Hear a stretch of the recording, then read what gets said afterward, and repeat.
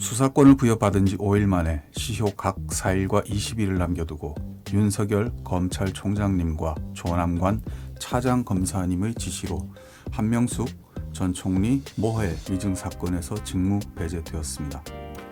2012년 12월 중앙지검 공판부 시절 부장검사의 직무 이전 지시를 받고 그건 검사장 권한이라고, 부장검사의 지시는 월권이라는 법률적 주장을 할 수 있었는데 2021년 3월 2일 대검 감찰부에서 검찰총장의 직무 이전 지시 서면을 받고 보니 공소시효가 매우 임박한 방대한 기록에 대해 총장님의 최측근 연루 의혹이 있는 사건에 대한 총장님의 직무 이전 지시가 사법 정의를 위해서나 검찰을 위해서나 총장님을 위해서나 매우 잘못된 선택이라 안타깝고 한숨이 나오면서도 달리 어찌할 방도가 없어 답답합니다.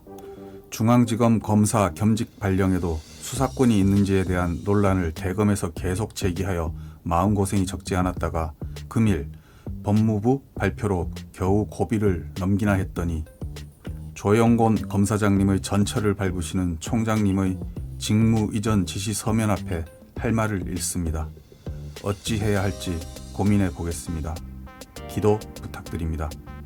추신 일부 검찰 관계자들이 직무 이전은 아니라고 해명한다는 말을 들었습니다. 제가 조사한 사건이고 이 사건에 대한 제 수사권을 배제하고자 한다면 검찰청법 제7조 2에 따라 검찰총장이 서면으로 직무 이전권을 행사해야 합니다. 그에 따라 검찰청법 제2조의 2 등에 의거한 지시 서면을 받았습니다. 착오 없으시기 바랍니다.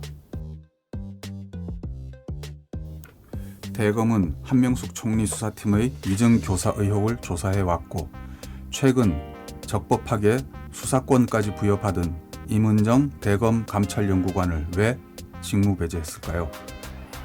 대검은 배당을 한 적이 없다고 하는데 그러면 왜 임검사에게 적극적으로 배당하지 않고 감찰 3과장을 주임검사로 지정했을까요? 한명숙 총리 모해 위증 혐의자 최모 씨 18회 검사실 출석 연습의 공소시효 3월 6일로 끝. 김모 씨 10회 검사실 출석 연습의 공소시효는 3월 22일로 끝. 임은정 검사가 적법하게 수사권을 부여받자마자 수사에서 주변화시켜버린 대검이 어떠한 결정을 하는지 눈을 부릅뜨고 지켜보아야 합니다.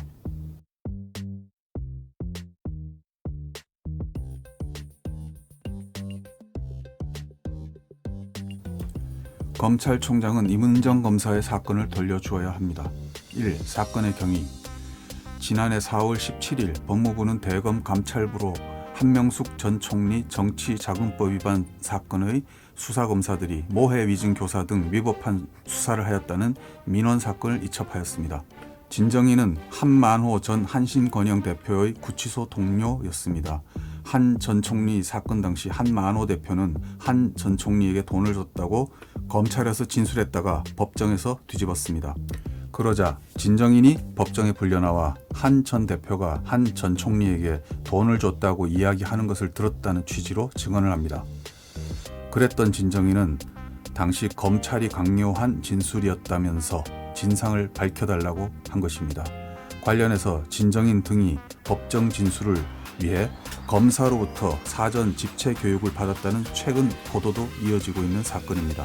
한동수 대검 감찰부장은 해당 사건 담당 검사들에 대해 감찰 조사를 진행하려고 했으나 대검 차장이 총장의 지시라며 대검 인권부로 재배당하고 중앙지검에 보내라고 하였다는 것입니다.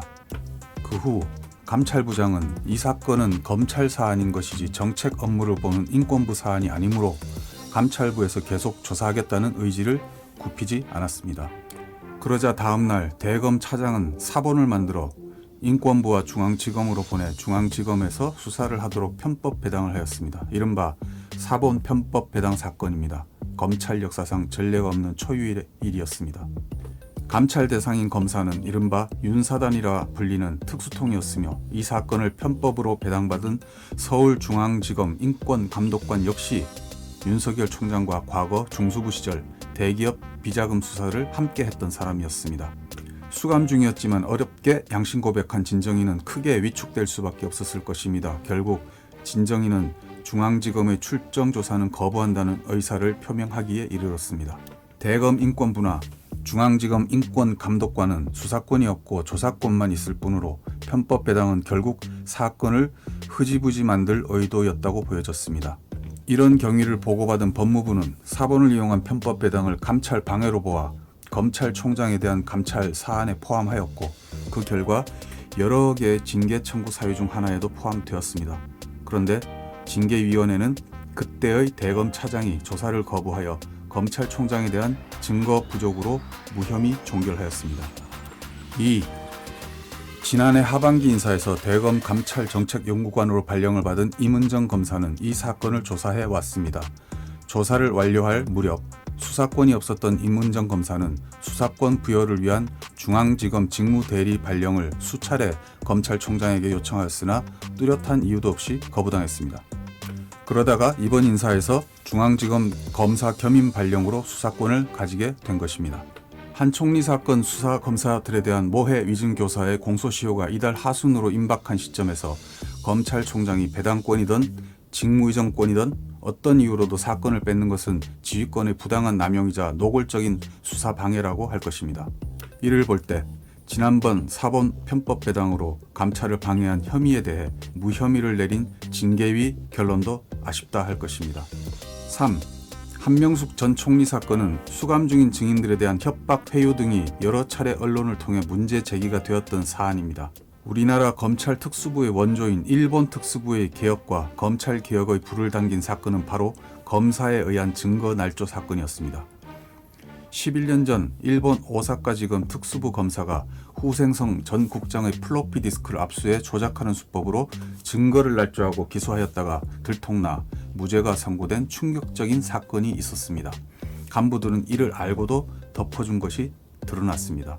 일본의 검찰개혁은 바로 이 전대미문의 검사에 의한 증거 날조에서 시작되었습니다. 일본의 대검은 이런 검사들을 비호하지 않고 구속시켰습니다. 일본의 특수부 검사들도 권력형 비리를 수사한다며 힘자랑하는 무소불위의 엘리트주의에 젖어 있었습니다. 하지만 그 폐단이 쌓여 국민의 불신을 초래한 상황에서 이 사건으로 큰 충격을 받고 개혁을 받아들였습니다.